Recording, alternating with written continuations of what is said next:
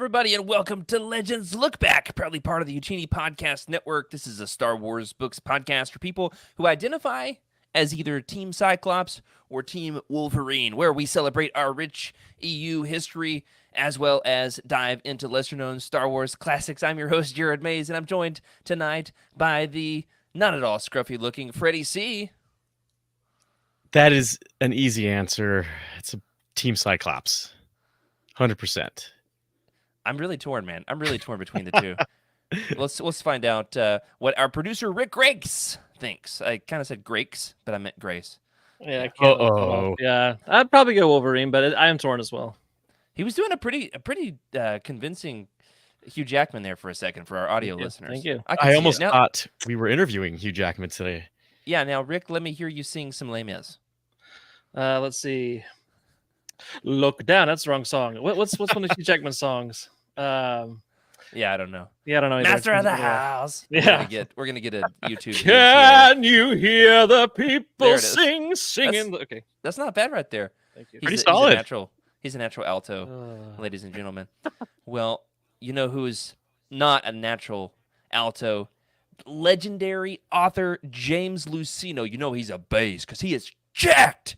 James Luceno. Might as well call him Jacked Luceno. We're going to be talking about legendary Star Wars author James Luceno's first foray into the galaxy far, far away with the new Jedi Order Agents of Chaos Duology. Agents of Chaos, Heroes Trial, and Jedi Eclipse. That's what we're talking about here tonight on Legends Look Back. There's a lot to talk about, guys. We've got grief, coping, refugee crises, and, of course, galactic superweapon revenge tour joyrides. But first, a little plug for something fun happening over in the Youtini Discord. Freddie, what do we have going on over there? Yeah, a little plug here. So back by popular demand, and this one actually makes me very, very, very happy. The Youtini comic book madness competition. This is a big one. So let's see here. We've got vote for your Star Wars comics in daily matchups. Join in friendly, spirited debate. Experience the upsets. Root for the underdogs. And, of course, let your legends love loose. Join the Book Madness channel at youtini.com/Discord. Well done, Freddie. It was almost like you weren't just reading that for the first time. I love it. Actually, it's been a lot of fun, that competition. There's been some really, really tough Legends versus canon head-to-heads happening. I believe today there's still some, if you're listening to this live, shout out to our live viewers. They're the real ones for sure. Of course, today live, I believe you still have the chance to vote. This actually might have been yesterday. Tales of the Jedi was in a tough battle for its life there. Dark Empire, I'm afraid, was eliminated in the first round, but there's still a lot of fun comic book madness happening over there. So hop in on that and vote for Legends. Do it. But guys, speaking of Legends, we've got some absolute hard-hitting Legends gems to talk about tonight. Our coverage of the new Jedi Order rolls on, much like, see how it works, guys? Like, as the Yuuzhan Vong conquer the known galaxy, so too we conquer the new Jedi Order series. Or is it conquering us? It's a bit of both. Actually, I saw on Instagram the other day, you guys might have seen this too, somebody had gotten like the Lord of the Rings map tattooed as a sleeve. Oh, yeah. On their arm. And was it you, Rick, that said you want to get one of the Legends Galaxy map? Yeah, the outer rim, but then it would just make the contrast of a black ink stick out on my white arm that much more. Oh, yeah, on the farmer's tan.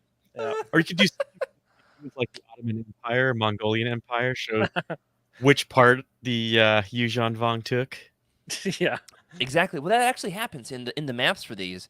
They progressively change the map from book to book as the Yuuzhan Vong take more of the galaxy. So now Rick is just going to be studying the map for the rest of the show. No, Rick, don't do it. All right, but you can show that off, though. That's pretty rad map, dude.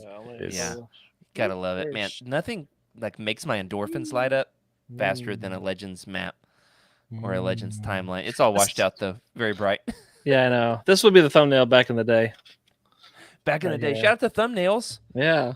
And also shout out to James Luceno, because guys, Agents of Chaos is a duology within the new Jedi Order series, consisting of, as we said, Hero's Trial and Jedi Eclipse. These are the books that I like to use as like the test case for explaining ridiculously long Legends titles to people. Hmm. You know what I mean, Rick? How Oh, would you yeah. pronounce the full title of this book?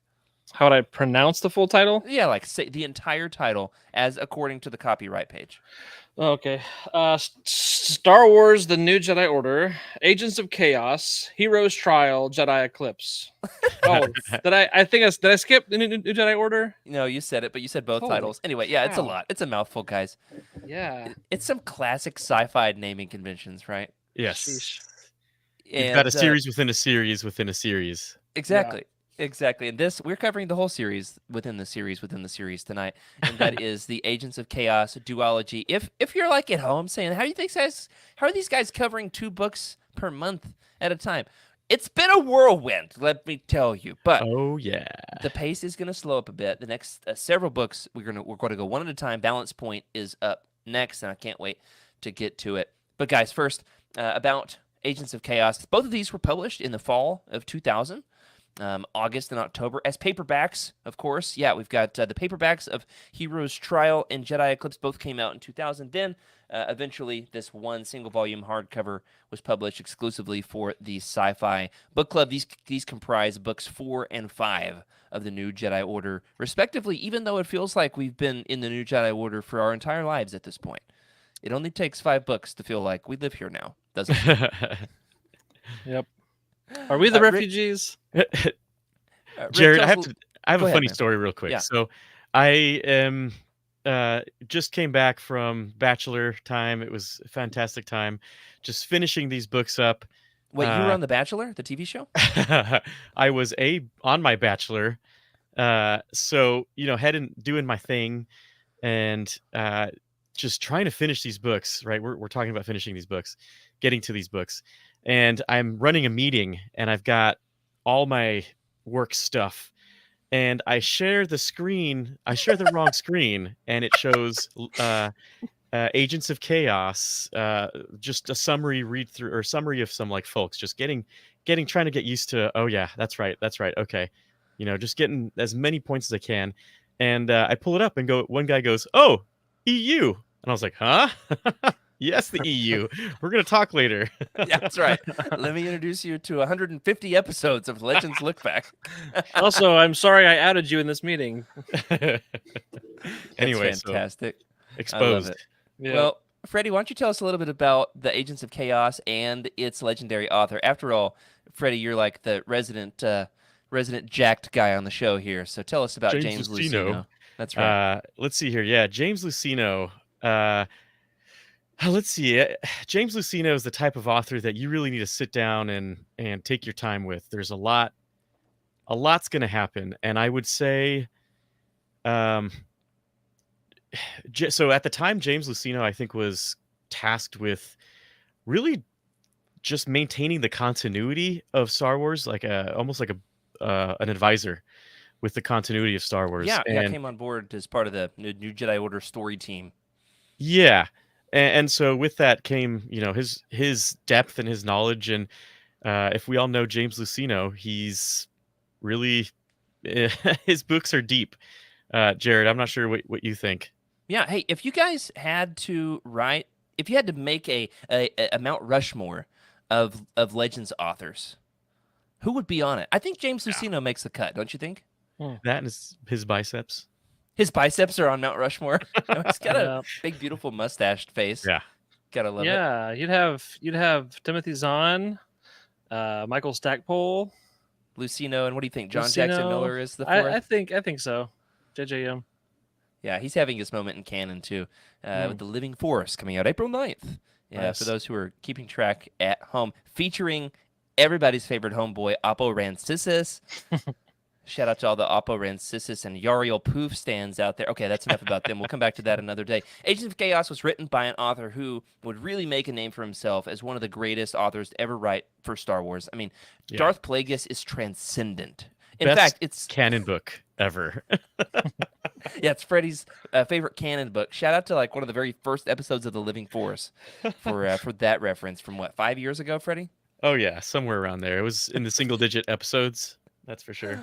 Yeah, so he goes on to co-write the New Jedi Order story Bible and an early outline of the overarching story that would eventually be passed off to George Lucas for approval. So he's in on the ground floor of crafting the New Jedi Order. Isn't, at least according to the research that I've done on the front end, isn't contracted to write a book. Then he's asked to write a book. He's supposed to write one. Agents of Chaos supposed to be one book. Then Stackpole's Nightfall, what's it called? The Dark Tide trilogy is shaved back into a duology, which Yeah. then gives birth to another Agents of Chaos book That's from right. Luceno. It's complicated, guys. Yeah. Yeah, it was supposed to be one book. Got two.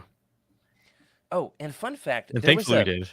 there was an alternative title for these, the working titles. We're digging deep, guys, tonight into the Essential Reader's Companion. Yeah, shout out to one of the greatest reference books in the history of Star Wars. Here it is. You guys want to take a guess? The working title for these? I don't actually really know. It's got something to do with Han Solo.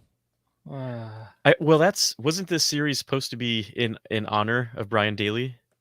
Yeah, let's come back to that. I'll go Okay. ahead and spoil these, and then we'll talk about his relationship with Daly. I think we got that as a talking point later. He's besties with Brian Daly, who wrote the Han Solo Adventures trilogy from the 70s, which are just chef kiss early entries into the EU. The working titles for these were Solo Crusade and The Crooked Sky, which are so freaking cool. Yeah. Wow. I like The that. Solo Crusade, that nail on the head. That's got a ring to it, doesn't it? That's essentially the book. It could also be called Corellian Whiskey, a Star Wars story.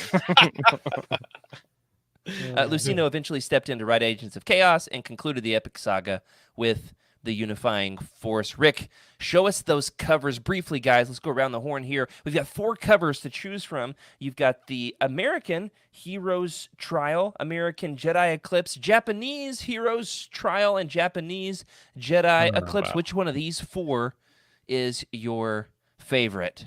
They're so cool. Is that man. Han with a mullet? It is, Little yeah, bit, for little sure. bit. All the bros have mullets in New Jedi Order. All the homies have mullets. Luke has a mullet. Even the Yuuzhan Everybody Vong. gets a mullet. What's that, Rick? Said even the Yuuzhan Vong. No nose, but they'd have mullets. Yeah. Oh wait, we got a Lumpy appearance here. Is that Lumpy? Shout out Maybe. to Lumpy. Yeah, Lumpy's a real Lumpy. one. I think Lumpy has a mullet as well. Leia does too. Oh yeah. NASCAR This is NASCAR Star Wars here. Star Wars.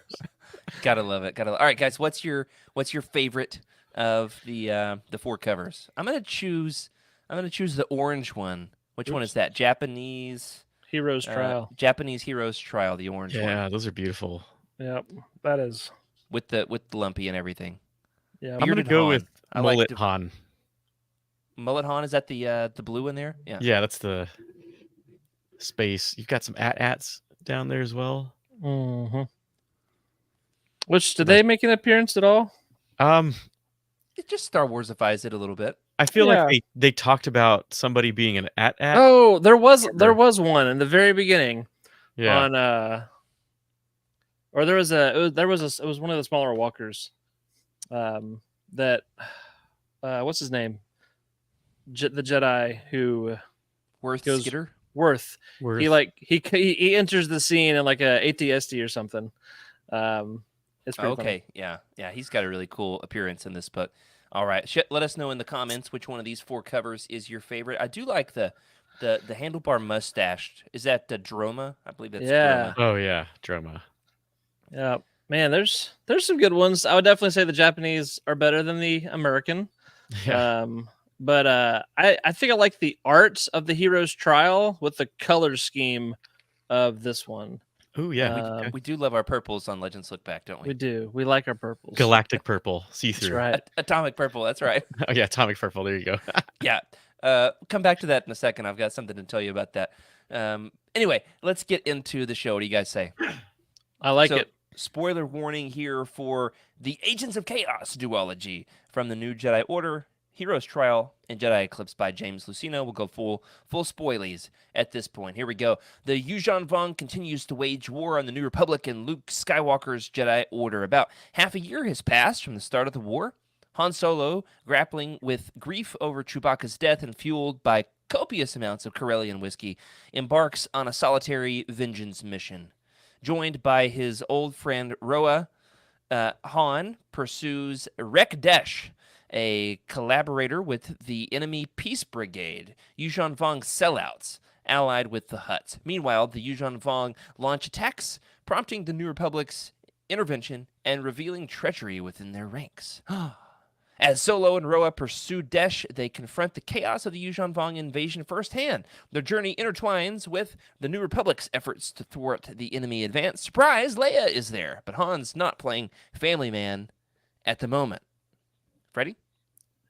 Jedi and military leaders strategize against the invaders, enlisting allies like the Hapes Consortium and contemplating the deployment of ancient superweapon Centerpoint Station. Amidst these maneuvers, betrayals, and alliance shift the balance of force, forcing characters like Solo and Skywalker to confront their roles in the conflict. In a cinematic showdown, the New Republic unleashes Centerpoint Station, hoping to turn the tide against the Yuuzhan Vong Armada. However, unforeseen consequences lead to devastating losses for both sides, altering the course of the war completely.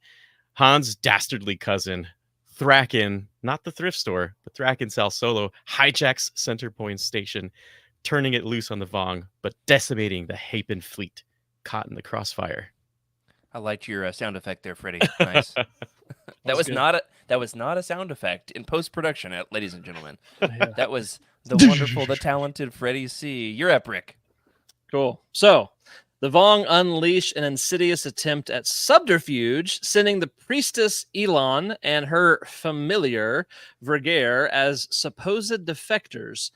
Elon unleashes comb spores in an attempt to poison New Republic leadership, but she's trapped in an escape pod, subjected to her own poison, and dies. And her mysterious companion Vergere mysteriously offers her tears to heal Mara Jade Skywalker. And as the dust settles, new alliances form, old wounds deepen, and the struggle against the Yuuzhan Vong enters a new phase of uncertainty, leaving the galaxy's fate hanging in the balance. That was some good writing there, buddy. Yeah, that was the AI. Yeah, that one. Nice. That summary. Listen, the summaries are hard to write. Okay, especially with like time crunches. The summary is one of those memes of like from Rocky, the white arm and the black arm doing a big handshake. Me and the robot tag teaming because I throw a little spice in there. In fact, with this one, I put in all the summaries and I say, all right, write me a summary that's 3 paragraphs long, but I give it, like 20 paragraphs, right? And then it gave me absolute garbage, to which I respond, that was garbage, do better. And I did that 3 or 4 times until I got something serviceable that I punched up. But yeah, it gets all the credit. Love that. Yeah. Love that the one sentence that you like was from our robot overlords. All hail the robot overlords, unless the Yuuzhan Vong are listening, in which case, down with the robots. Okay, down with them. Guys, how do these stack up against the other new Jedi Order books? How do you rank Agents of Chaos? Oh, wow. I feel like this one was definitely like as if I was trying to jack into the Matrix, and trying to download all the information from this book, and it just wasn't going fast enough. There's so much happening, so many new. Yeah, it's dense. A lot of different names, a lot of different factions. This is definitely one of those books where I feel like you need to read it maybe 2 or 3 times once you start mapping things out and who's connected to what. Right, and this was, I think, my 3rd read through, and so it does come together clearer. But yeah. Luceno's writing, Stackpole's very breezy. Stackpole's like it's bubblegum.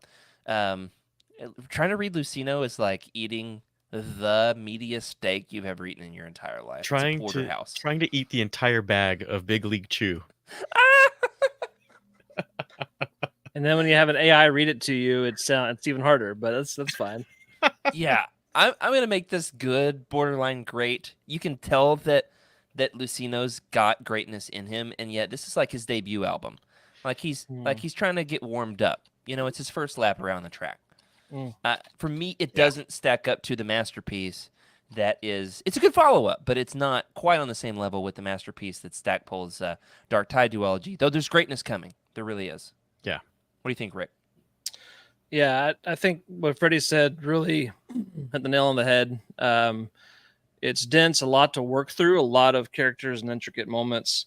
So I think overall, I'd call it good to great, but there are absolutely chapters of masterpiece. Yeah. I remember freaking out at the very beginning of Jedi Eclipse. That first chapter was like one of my favorite chapters of Star Wars so far. Like it was incredible.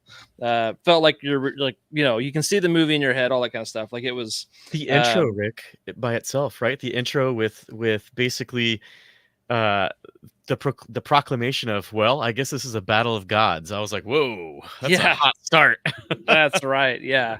I mean, classic James Luceno, but man, I was, it doesn't keep that same pace the whole book, but it was good. It's good. Yeah. That's a great way to put it. Luceno is great at his intros. First chapter of the Unifying Force, when we get there in a year. Anyway, it's hopefully it is absolutely cinematic. I love the way you said that, Rick. Cinematic. I mean, it's like you can see the movie. It's like commandos infiltrating a refugee camp. Kyle Katarn's like, "We're here to break you out of prison." I mean, it's fantastic. Absolutely so. And Plagueis opens up hot with Tenebris and oh yeah, that's right. Yeah, number one canon book. Number one canon book. I love Eric's comment here in the chat. Can we flash that up on the screen? He says, I for one welcome our new robot overlords. Sometimes, right. Unless the Yuuzhan Vong, are listening. In which case, yeah, no robots anywhere except for the one over my shoulder. It's not real. Anyway, guys, let's get into it. This duology, in some ways, is like some of the heaviest hitting thematically out of any Star Wars we've read. Freddie, we've been doing this for 150 episodes, you and me. Yes. This is quite possibly the weightiest Star Wars book that we've read, don't you think? I had to read this, listen to the audiobook at 2 speed, and listen to the abridged just to feel like I understood what was happening. Yeah, I mean, we're dealing with two titanic realities of war among a dozen other gigantic plot points, and that's grief and refugees. Grief and refugees. Let's start with grief, guys. Let's just start off with some grief here at the top of the discussion.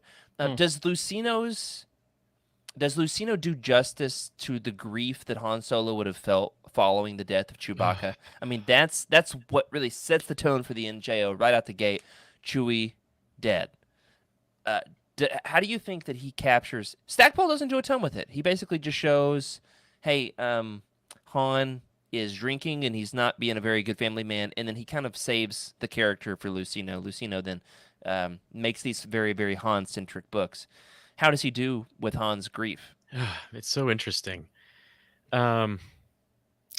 Oof. You know what? Okay, I'm gonna say here's a story. Here's a quick little story, and I feel like this is exactly what Han Solo is likely going through. Jared and Rick, you both are religious men, and there's going to be a lot there. There's one time when my great grandma passed away. I think I was about 17 years old. I'll never forget getting a call. Mind you, she was about 100 and something, right? So like expected and whatnot. I just remember being 100 and something. Yeah, she was over 100, Freddie. Yeah, her sister was 110. That's awesome, man. Wow. Like 113. Like they were all in the 100 and somethings. And when it came, I was like, it was understood. I got it. I understood. But I was sad for a bit. But then I got a little hyper. Like I was almost a little hyper, and I was playing soccer, and I scored 2 goals, but it was like shutting down the emotion of sorts, and almost just like taking your grief out on, well, what happens to me? Who cares? I didn't care if I broke my ankle. I didn't care about anything at that moment. And looking back, I was just super hyper, and that's how I felt. I was like, oh yeah, I feel good right now. And I feel like that's what Han's going through. trying to mask his grief Yeah. by doing something he knows best, which is he's going to go and be a smuggler. And so he's going to go and find this rogue buddy. I love nihilistic little Freddie C. Playing soccer with reckless abandon. Can we get the grief cycle graphic up here? Is this denial? Is that the stage we're in at this point? Yeah. But Yeah, I mean, Han, he's in the thick of it, and there's no right way to grieve. There's I don't know that there's a wrong way. There is if you can never find a way to handle it, but Han, it's understandable, and I think that Luceno really does capture that well. Pushes his family away. Yep. And after my mom died, I remember my grandfather who had lost a child. You know, my aunt died young. Grandfather pulled me aside and he said, "Hey, I made a mistake when I was younger, and I pushed my family away." And he said, "You need to make sure that even though this is hard, that you're there for your family." And I'll never forget that. You know, it meant a lot to me. Han doesn't have that. Instead, he's got the Millennium Falcon, full of grief. You know, Ghosts. It's a ghost ship. right. Yeah, absolutely. What about you, Rick? I think the dynamics of Han and Leia are very compelling because it does show he is, you know, we always joke about turning it off and back on again. That's essentially what happened. He was shook to the core and he reverts to his most basic operating mode where he is a loner and he's reckless and he does what he thinks is right. And so he forgets he has a family essentially. And it's uncomfortable. You know, this is a hero who's doing something like abandoning his family to go do these reckless, you know, missions, these crusades, if you will. Yeah, there it is. But it was almost in the title. That was good, Rick. Thank you. But yeah, so I think I really like the thick discomfort between Leia and Han throughout these two books. It works, but it's not fun to read. It's realistic, but it's not enjoyable. Yes, exactly. That's a good way I think that's the difference, right? You look with Bubblegum Stackpole versus Big League Chew Luceno. You're reading almost real life, and it's definitely a lot more mature kind of read, right? It's reading this. I sensed some things, and I was like, okay, it's very interesting.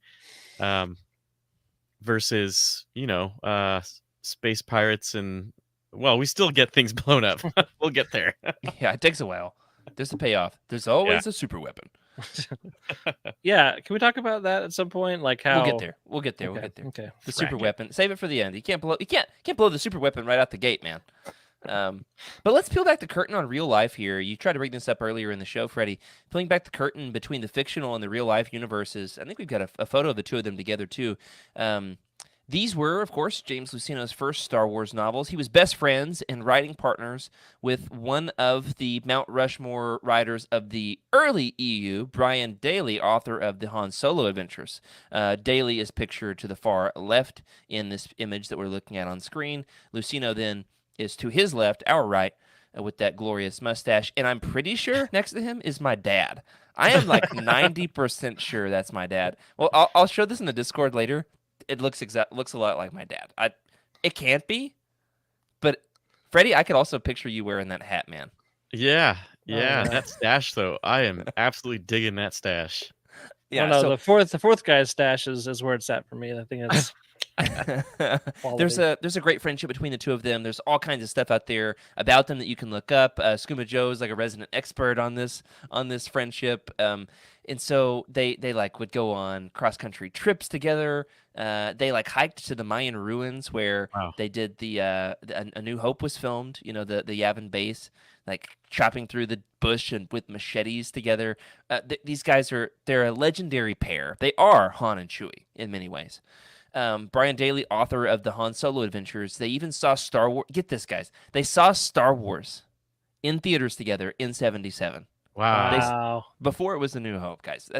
They were there at ground zero. So Daley would discuss the story treatments with Luceno, and they had a wonderfully collaborative friendship. Daley was known. Daley, like personally for me, knowing what I know about the backstory of Star Wars writers, is like my favorite hero to root for in the real world behind the scenes. So I have a special affinity for him personally. Daly would discuss his story treatments with Luceno. He was known as a Han Solo type. So Luceno writes his like obituary for Star Wars Insider magazine and says like a eulogy. And he says that he was Han Solo, which is why he wrote him so well. You can almost see it. I mean, look at that him. swagger. Yeah. Yep.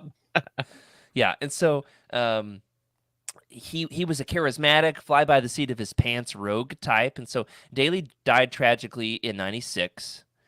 And considering, so that's several years, just a few years before this is published, considering that these books are about Han's grief, guys, hold on to something. Find yourself a life preserver because we're going off the deep end here tonight. Considering that these books are about Han's grief and getting reacquainted with old friends at the same time, how does all of that behind the scenes lore inform your view of Agents of Chaos? For me, that backdrop totally changes my view of these books. Yeah, it really does. It's heavy. Yep, it really is. You kind of see Han Solo as Luceno. I feel like would understand how Han Solo would act during a certain instance and what it would take for Han Solo to become challenged, right? To face the things that he really doesn't want to face because I mean it's hard, it's so difficult, and seeing him interact with Chewie's family and them understanding that he's just not ready, right? And I mean it's tough. It's definitely tear-jerking stuff. And then avoiding Kashyyyk later because he's not ready to deal with that. Like, yeah. Oh man, that's tough. Man, that definitely does change the perspective. Reminded me of the story of the Inigo Montoya actor, the loss of his father and how that affected his performance in Princess Bride. I don't know that.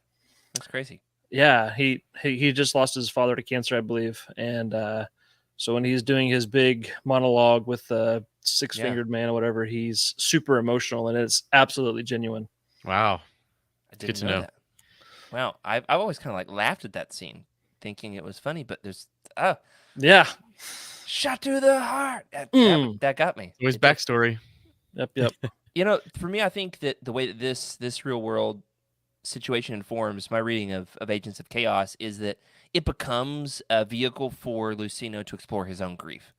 And so it's complicated because it's about Han Solo, who is kind of the friend that he lost personally, but it's about Han Solo having lost his best friend. So it's kind of this twisted web, and yet it becomes a way, and that's I think why he captures Solo's grief so spectacularly in this. Yeah. It's quite possibly the most realistic portrayal of grief that I've read in a book, in fiction. Even in this era, in the early aughts, I would say it's as realistic as it is now. Sure. Yeah, I mean, it's extremely poignant. It just leaps off the page. But it's tough to read. It's so realistic that it is brutal. And so Luceno had said that writing a dejected and grief-stricken Han Solo was challenging for him, but he wanted to take him on a hero's journey. Shelley Shapiro of Del Rey said that Bantam-era authors, who, by the way, Skooma Joe says in the chat that Luceno read every single Bantam Star Wars book in preparation for this. Yep. Every single Bantam-era book, which I just did last year. It's a chore. And you can tell it pays off. He makes a ton of references. You can tell he appreciates the EU, which is cool because we do too. So Shelley Shapiro of Del Rey said that the Bantam-era authors often did not know what to do with Solo, which I would agree. Except for Daly. Yeah. And so Luceno said Han had not been able to grow and evolve in the same way as his Force-using family. So I wonder, guys, how successful was Luceno at giving Han a character arc in these novels? In many ways, for the first time since, A Courtship of Princess Leia? Yeah. How successful was he at Solo's character arc? We've talked about the grief, but what about where he goes from there? Go ahead, Rick. I'll let you take this one first. I think there's 100% character development. I'm not sure if it's an arc, like a full, it's still a story in progress. And so I feel like I'm unsure what the big picture is still. I don't know what's going to happen. If he's going to come back to his family and repair those relationships, or if he's going to continue to go on this path. But I think his relationship with Droma is really cool. He's not replacing Chewie by any means, and they talk about that, but it's still a picture of Han's loyalty and his, friendship, camaraderie and stuff that it's cool to see that there are things that are changing about Han, but some things still stay the same despite the grief. It's buried under some grief, but he still kind of stays the same. So he's definitely moving as a character. I just don't know where he's going. I love that. Well said. Freddie? That's really nice. Yeah. Rick, you did a great job. We haven't really seen, I guess, the mental acuity of Han really fleshed out in a lot of our books, right? We see his kids. They're growing right in front of us. Mainly because they have a mentor who has opened them up to their feelings. Well, yeah, a ton of character growth for them. Absolutely. Yeah. And Han has always had a buffer for his feelings, right? He can say, "Oh, whatever," and Chewbacca might be like, he's like, "I'm sorry," something very similar to that. And I Freddie feel like gets that it, was y'all. that was his check, right? His check and balance. And without that, he's kind of spiraling, right? And he does need to learn, and he does need to look at the situation and grow in the way that his kids have grown. And I'd say that his kids are likely, they've got some growing to do, but in terms of maturity, mental maturity, like they're all coming to the point of like, what do we do? Do we kill? Do we not kill? And that's got to be incredible to face. So, Han is just, I don't know if Han doesn't feel like he's very useful, right? He's like, okay, my wife's going over here to do that. My kids are off. I'm just going to go do my thing. What am I going to do? No one cares. And within that, he does go on his journey, his crusade, he's on a path of, we'll see. I'm not sure yet. I haven't read all of these novels, but he's on a path of something. And just the trouble he's gotten into by himself, the things he's been able to discover, man, no wonder the rebels want his intelligence. Sure, and it's a 19-book series. These are books 4 and 5. I would say that we don't get a really satisfying culmination to this journey that Han's on until after this series. Though we do see, some sense of resolution within the series. But I would say the next one that really does it well is Millennium Falcon by, let me see who here. Who wrote that one. I wonder. Yeah, James Luceno. Wow. Which comes after this entire series and after Legacy of the Force. Okay. So we've got 9 plus 14. So what is that? 24 more books, Rick, and you'll get there. Good. 24. Good. You're almost there. Woo! Not getting any younger. The good news is the Legends books, they're not really getting any older. I mean, they're there. They're there. So they're waiting for you, literally right behind you, Rick. And maybe next year they'll all be on Essentials Collection with audiobooks, and everything will be great. We are getting some great unabridged audiobooks. That's right. We love those. We've got Yoda Dark Rendezvous out now. We got I Jedi out now. So let's move on, guys. We've talked about grief. Let's talk about refugees. The refugee situation in this tees up a plot point that's going to come back around later in the series. I'll say that much. Won't say how. But once again, a reflection of some real life realities that, has been on the news this week in the U.S. This very week, especially for you, Rick, down in Texas. So how does the refugee situation in this duology reflect the real world realities of war? You've got 1 minute, guys. There's one word. There's one word. Tough topic. I can do it in one word. Okay. Destabilizing. That is exactly what it is destabilizing. It's an influx of peoples that were not accounted for. Census is there for a reason. They take account in what's going on. Cities can build budgets based off of that. Things become complicated when you insert an unknown scenario. And that's the thing that James Luceno does, right? In a lot of books, they gloss over all the real stuff that actually happens behind the scenes. Luceno does not gloss over it. This is real. During battle, during wars, you get people who are caught up in the mess, and they don't have anywhere to go because where they were from or where they were at is not survivable. And of course, with that comes the unknown. right? Like, who are these people? They're definitely different than us. They're culturally different, right? They're gonna take the resources that we have locally that now we don't know. Like, will we have enough for ourselves? Right. And It if we just put them on our creates, planet, are they going to change our culture? Yeah. Yeah. or crime. Like things Right. are different. There's unknowns, which is why in a lot of cases people have camps to filter through, to educate, to show folks, and in sense like that can also get abused in a lot of ways. Sure. Hang on to that. That's huge. Yeah. Someone may or may not want to abuse the situation of coming in the It's real refugee life. camps in this series. Yeah. It's real life, and that's Yeah. just the nature of it, right? Like, there's no scenario, no one has a plan. I guess there's maybe a small plan for refugees, but in reality you don't know where these issues are going to happen, so you don't know who's going to be a refugee. And exactly. You don't. Yeah. It can happen to anybody at any time. Yep. And that's what really sets in this series, I think, in particular. What do you think, Rick?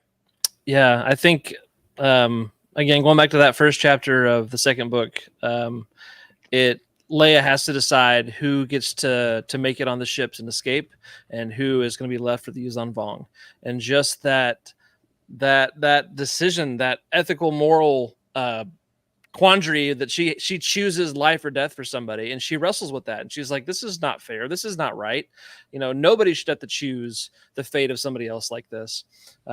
And the way that it highlights the tendency for people to circle the wagons and protect themselves and the us at the cost of the them.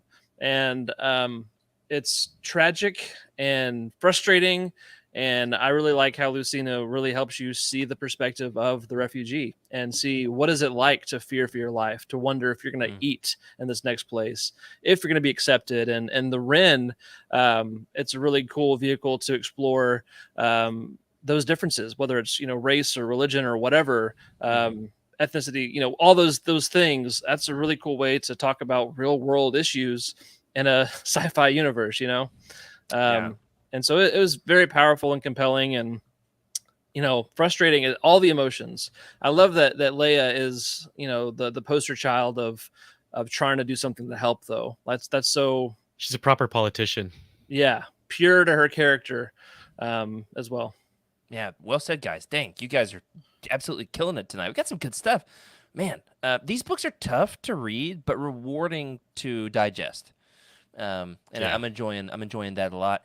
Rick, you talk about there being this sense of like race and religion playing a part.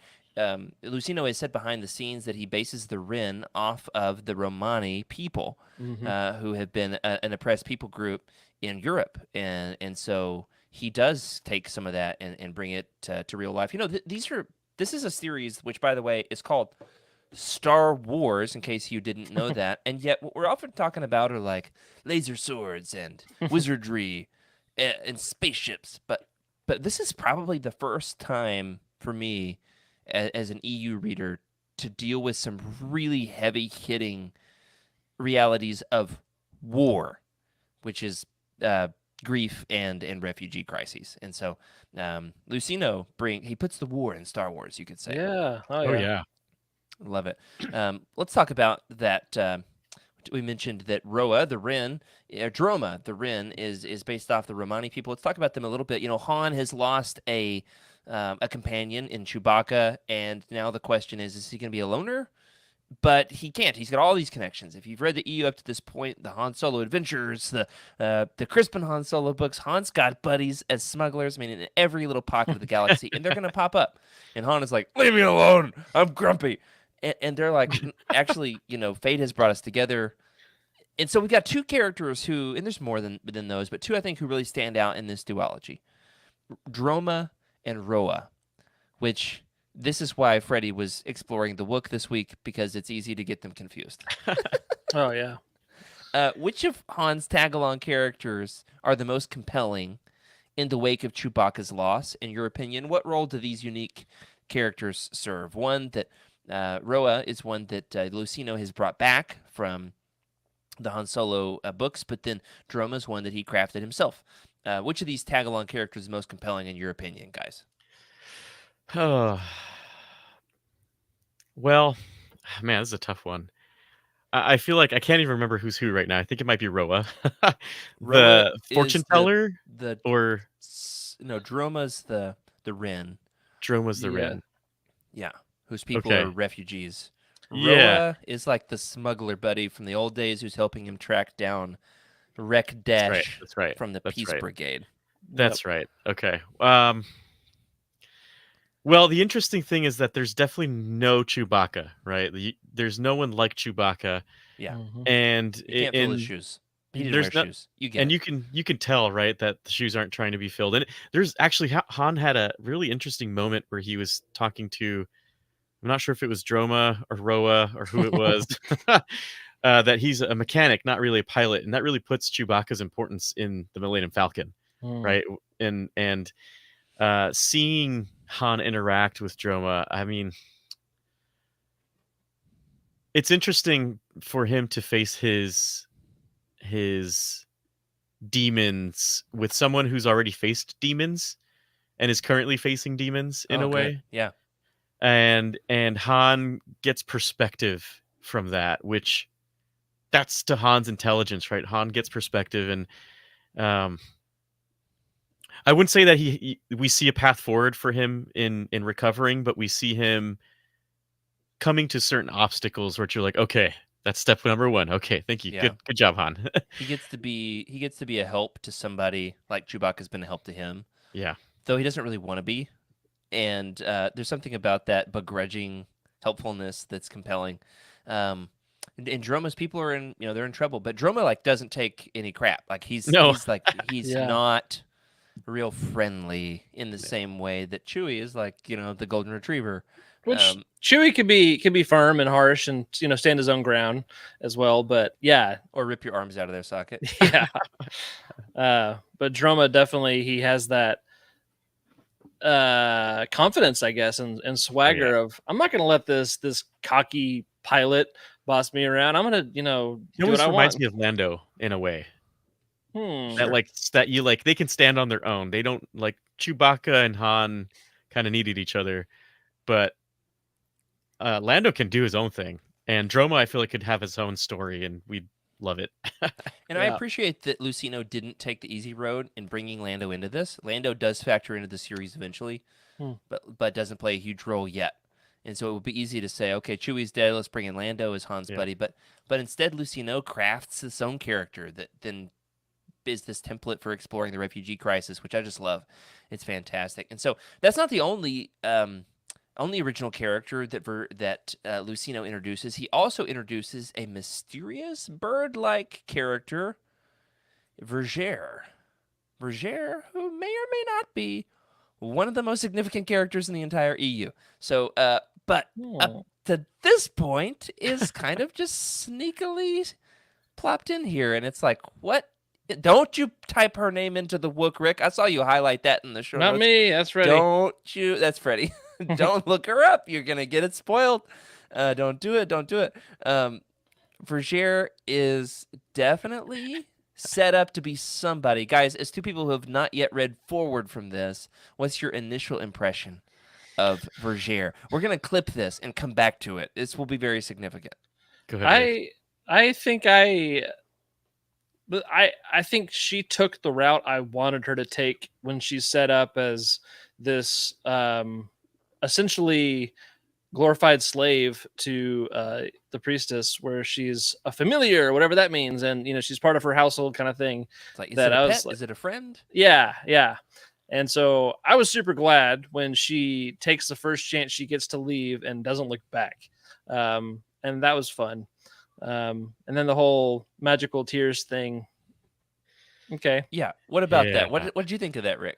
I mean, it was convenient. But Wait, quick question. Anybody know, like, animal biology, anatomy? Do birds have tears? Can avians cry? in Harry Potter, don't phoenixes cry? Is that the same thing? Oh, Like, that's right. Nerd. yeah. All right, Freddie, what do you think? Vergere, Yeah, first it impression. was first impression of Vergere. Yeah, so Vergere, there's a story, a real life story of it's some sort of camp that kids get kidnapped into and try to get reformed, and It feels very much like that moment where Vergere has just been planning and waiting probably for ages and ages on how am I gonna escape? How do I get out of this situation? Uh, Not exactly sure how this is gonna develop, but the ability, the tears. I don't really understand the whole tears and getting that. I guess that was the thing the whole time. But I really don't know too much about Vergere. What's going on here. I feel like I can't believe anybody or anything at this point. So I just remain cautiously optimistic. Hey, Hmm. that's actually kind of an insightful way of putting it with Vergere. Don't know if I can Hmm. believe anything about her. Yeah. Ah, hang on to that. Somebody clip that. We'll come back to it. Put that on Instagram. Put it I on the YouTube shorts. just want to defend myself and say you guys keep saying Vergere, but the synthetic Scottish voice I listened to for 16 hours definitely rolled those R's. Vergere, Vergere. So I like it. yeah, Good you job, say it I Rich. wrong. don't know what the correct pronunciation is. We'll see if we can get book a Luceno interview or like a workout sesh. One of the two. Either way, it'll work. And we'll ask him what he thinks. Vergere, rolling the R's. That's fantastic. Well, hey, earlier in the episode, and I think we've got a picture of this. We've got to show off a glorious mugshot of Centerpoint Station. Centerpoint Station makes its grand return into the EU. Look at that beautiful super weapon. Makes its grand return into the EU here. Look as, at the of size of course- that thing. That's no moon. Luceno is paying homage to the Bantam era EU coming from the Corellian trilogy here. There's a couple of different plans at work. On the one hand, you've got Eland's ruse, and then you've got the Centerpoint Station. Why don't we just blow up the friggin' Yuuzhan Vong? Hey, I've got an idea. Why don't we just blow it up? Right? Evaluate those two plans, guys. Which one's better? The sneaky infiltrate the New Republic planned that Elan, the priestess of the Yuuzhan Vong, has, or Thraken Sal Solo's plan, which is, hey, what if we just blow him up? Thraken. It's so simple. Yeah. What a jerk. Freaking hate that guy. He is a jerk. But we love his thrift store. Mm-hmm. Oh, yeah. He's got some real treasures. For sure. Rick, lead us off. Man, I don't know why I'm like stuck on the Princess Bride, but all of the espionage and counter espionage is like the logic puzzle on Princess Bride of, Oh, well, sure. obviously you're doing this, which makes me think that, like that's just what I see of all this. We're gonna make them think that Corellia is weak and vulnerable so that they'll attack Bathui, which is where our fleet is.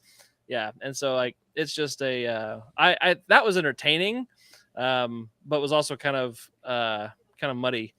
I did like the ethical dilemmas that Anakin has to go through with using the station. I thought that was really good. I was, we've talked about these before, but I'm always I get tickled. I sound like an old man now. I get tickled whenever I hear some legend storyline that has been recycled in some canon story. There's a lot of them, man. There's a lot. Yeah, like this Han Solo being connected to a droid uprising, or a super weapon that can shoot across the galaxy at another system. Like that was interesting. So yeah, and except for Centerpoint Station's like this ancient piece of Right. celestial technology, and Anakin Solo's It's imprinted mystery. on it, and so then you've got Han's evil cousin. Yeah. I can't wait for that one to come back into canon. Han's evil cousin. Wait till Thraken Sal Solo is bursting onto the scene of the Book of Boba Fett season 2. That one's gonna be great. Gonna love that one for sure. If Freddy's done having his conniption over there, we can get him to weigh in on which one of these plans is Conniption. better, Elan's or Thraken Sal Solo's. Well, we know that subterfuge is probably one of the best, but it takes the longest. If you have that patience, then that's the route you go. I'm thinking of the Sith, right? The Sith is what I'm thinking of. They had eons to be able to plan a what I believe to be like the most solid covert plan ever, Ironclad. Whereas Yeah. Ironclad, I mean, it was patience. Believe it I or not, suggest patience. the Sith have patience. But once you've kind of started an all-out war, it may not be the fastest way to get to what you need to do. Although, the good thing about it is you can start off with the spying, and then later on as you accrue more information, because that's really what it is. Information wins wars. Mm. And I think that's what needs to happen, instead of let's just decimate everything, because for all you could be decimating 1/8 of their fleet, but half of yours. Yeah, I mean, we saw So that in Vector Prime. They won that first foray. Yuuzhan Vong were like, yeah, well, guess what? We've got world ships upon world ships upon world ships. yeah, we just started. This is And unrelenting. I feel like you do need to have a spy feature, a covert feature. You do need to sow discord. When you're at war, weapons aren't just things that you shoot. It's how can we destabilize everything from politics to religion? Let's destabilize it all. Money, currency, everything. That's what you go for. You don't just go for one thing. So and that's what Thraken, I think, did wrong, which was just destroyed stuff without really thinking about any consequence. Yeah, So. what a solo. He's like, let's find a way to blow it up. It's almost exactly the line out of The Force Awakens. There's got to be a way to blow it up, and Yeah. we're way It's ahead of the curve. a different song than Han Solo, What a Man Solo. It's Thraken, Sal Solo, oh Solo. Love it. I still need to listen to that in the unabridged audio. We'll get to it. We'll get to it. Well, that will do it for this week's episode of Legends Look Back. If you want to catch up with us and see what we've got coming up here in a couple of weeks on Tuesday, April 9th, a couple of weeks from tonight, we're going to do our next news catch up, guys. We've got a Last Command 4-pack Black Series to talk about. I found some Phantom Menace KFC toys at my local store. We're going to talk about these here in a couple of weeks. And then after that, the next roundtable is Balance Point by Kathy Tires in late April. That'll do it for tonight. If you're looking for other podcasts to expand your fandom, be sure to check out the rest of the lineup in the Youtini Podcast Network, including the Youtini Avatar Show, the Cosmic Force, the Star Wars Archives, and the newest addition to the network. You got the picture, Rick. I'm waiting for you. You got it. I believe in you, buddy. Batter up. There it is. The Youtini Baseball Show. Gotta love it. I've been talking with those guys. They've, I think, got some great content down the pipeline, up on the mound, if you will. On deck in the batter's box. You get it. You get the picture. Check out the Youtini Baseball Show. If you are already a proud member of the United on Patreon, thank you. Special shout out to Brian Dooley, Carl Sander, Michael Fry, and Raymond Buzinski on our Jedi High Council. No longer called Jedi High Council. I said the word Jedi. It's not there. I said the word. And James T., Ashley Ingalls, Colton Fife, and Chris Carrizo at our captain tier for their amazing support. Catch us live every other Tuesday night at 8:30 Central at youtube.com/@YoutiniVault. Ring that bell if you want to get notified whenever we go live. Remember to sub to the channel, leave us a review in your podcast platform of choice. If you like your thoughts right on the show, you can email us at legendslookback@youtini.com. We're also on Twitter at legendslookback. Let's keep the party going and hop on over into Discord, where we are continuing the conversation with other Youtinians about this week's episode in the #LegendsBooks channel. All right, that's it for us. Keep exploring, keep sharing, and let's keep on expanding the universe together. May the Force be with you.